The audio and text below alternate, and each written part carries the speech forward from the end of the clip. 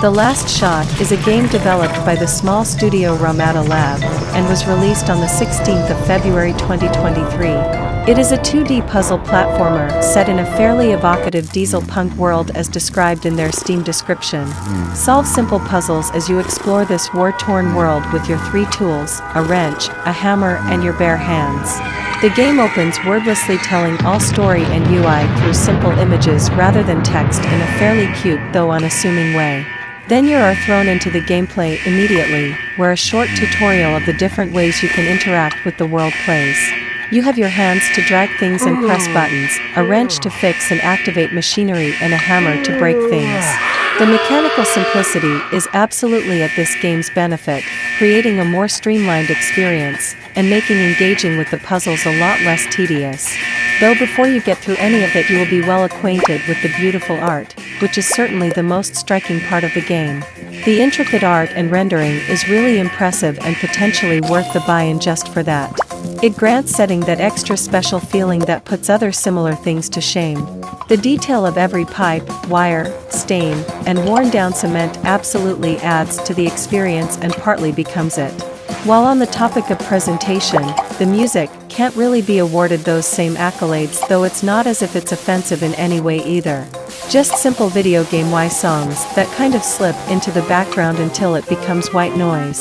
But once you stop marveling at the detailed art, you start actually playing the game.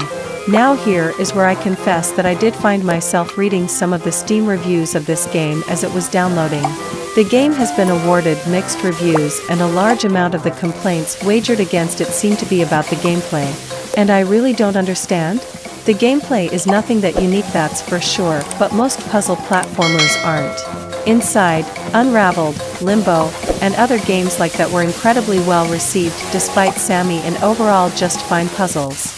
And this isn't to trash those games, but rather to illustrate that people are a lot more willing to give benefit of the doubt to games that have done really well or are famous as opposed to really small indie releases like that. And there are aspects to those games that are done better than this, like the added complexity of the string in Unraveling or the mind control in Inside. But even when thinking of it like that, The Last Shot has its wrench and hammer mechanics. So I bring all this up to say that yes, this game doesn't do too much unique. If you have played any of those games I mentioned or any similar to them, this will be familiar territory, but that's fine. Though I should probably speak on the gameplay on its own terms as well. Most puzzles are pretty simple, dragging objects, rotating pipes, and other such things. My favorite have easily been some pipe-related ones, like a puzzle right at the beginning that used the detailed art as a mechanic, having you identify which pipe is connected to what. The game has a hint system, where if you take a little too long to figure out what to do, you can bring up a thought bubble image of the things you need to interact with. I found it pretty helpful in those times I was lost, though the hints can be a little cryptic themselves. Although maybe some of them were a little too easy.